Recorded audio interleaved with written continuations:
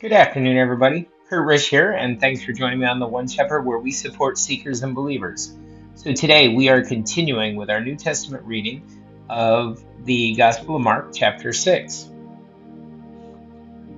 Then he went out from there and came to his own country, and his disciples followed him.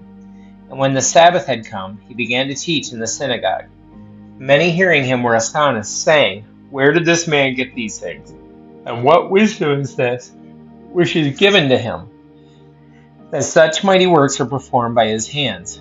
Is this not the carpenter, the son of Mary, and brother of James, Joseph, Judas, and Simon? And are not his sisters here with us?" So they were offended at him. But Jesus said to them, "A prophet is not without honor, except in his own country, among his own relatives, and in his own house." Now he could do no mighty work there, except that he laid his hands on a few sick people and healed them. And he marveled because of their unbelief. Then he went about the villages in a circuit teaching. And he called the 12 to himself and began to send them out 2 by 2, and gave them power over unclean spirits. He commanded them to take nothing for the journey except a staff, no bag, no bread, no copper in their money belts, but to wear sandals and not to put on 2 tunics. And he also said to them, "In whatever place you enter a house, stay there till you depart from that place. And whoever will not receive you, nor hear you when you depart from there, shake off the dust under your feet as a testimony against them. Assuredly I say to you, it will be more tolerable for Sodom and Gomorrah in the day of judgment than for that city." So they went out and preached that people should repent. And they cast out many demons, and anointed with oil many who were sick, and healed them. Now King Herod heard of him, for his name had become well known. And he said, "John the Baptist is risen from the dead, and therefore these powers are at work in him." Others said, "It is Elijah," and others said, "It is the prophet, or like one of the prophets." But when Herod heard, he said, "This is John whom I beheaded. He has been raised from the dead." For Herod himself had sent and laid hold of John, and bound him in prison for the sake of Herodias, his brother Philip's wife, for he married her, because John had said to Herod, "It is not lawful for you to have your brother's wife." Therefore Herodias held it against him and wanted to kill him, but she could not, for Herod feared John, knowing that he was a just and holy man, and he protected him. And when he heard him, he did many things, and heard him gladly. Then an opportune day came when Herod, on his birthday, gave a feast for his nobles, and the high officers, the chief men of Galilee. And when Herodias' daughter herself came in and danced, and pleased Herod, and those who sat with him, the king said to the girl, "Ask me whatever you want, and I will give it to you." He also swore to her, "Whatever you ask me, I will give you up to half my kingdom." So she sent out and said to her mother, "What shall I ask?"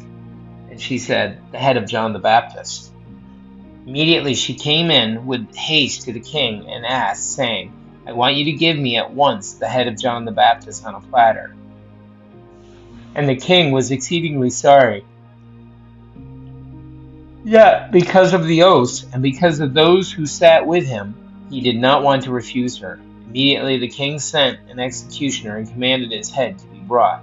And he went and beheaded him in prison, brought his head on a platter, and gave it to the girl. And the girl gave it to her mother. When his disciples heard of it, they came and took away his corpse and laid it in a tomb. Then the apostles gathered to Jesus and told him all things, both what they had done and what they had taught. And he said to them, "Come aside by yourselves to a deserted place and rest a while." For there were many coming and going, and they did not even have time to eat. So they departed to a deserted place in the boat by themselves. But the multitude saw them departing, and many knew him and ran there on foot from all the cities. They arrived before them and came together to him. And Jesus, when he came out, saw a great multitude and was moved with compassion for them, because they were like sheep not having a shepherd. So he began to teach them many things. When the day was now far spent, his disciples came to him and said, This is a deserted place, and already the hour is late. Send them away, that they may go into the surrounding country and villages, and buy themselves bread, for they have nothing to eat." But he answered and said to them, "You give them something to eat." And they said to him, "Shall we go and buy 200 denarii worth of bread, and give them something to eat?" But he said to them, "How many loaves do you have? Go and see." And when they found out, they said, 5 and 2 fish. Then he commanded them to make them all sit down in groups on the green grass. So they sat down in ranks, in hundreds and in fifties. And when he had taken the 5 loaves and the 2 fish, he looked up to heaven, blessed and broke the loaves, and gave them to his disciples to set before them. And the 2 fish he divided among them all. So they all ate and were filled. And they took up 12 baskets full of fragments and of the fish. Now those who had eaten the loaves were about 5,000 men. Immediately he made his disciples get into the boat and go before him to the other side, to Bethsaida, while he sent the multitude away. And when he had sent them away, he departed to the mountain to pray. Now when the evening came, the boat was in the middle of the sea, and he was alone on the land. Then he saw them straining at rowing, for the wind was against them. Now about the 4th watch of the night, he came to them walking on the sea, and would have passed them by. And when they saw him walking on the sea, they supposed it was a ghost, and cried out, for they all saw him and were troubled. But immediately he talked with them, and said to them, "Be of good cheer, it is I. Do not be afraid." Then he went up into the boat to them, and the wind ceased, and they were greatly amazed in themselves beyond measure, and marveled, for they had not understood about the loaves, because their heart was hardened. When they had crossed over, they came to the land of Gennesaret, and anchored there. And when they came out of the boat, immediately the people recognized him, and ran through that whole surrounding region, and began to carry about on beds those who were sick to wherever they heard he was. Wherever he entered into villages, cities, or the country, they laid the sick in the marketplaces, and begged him that they might just touch the hem of his garment. And as many as touched him were made well.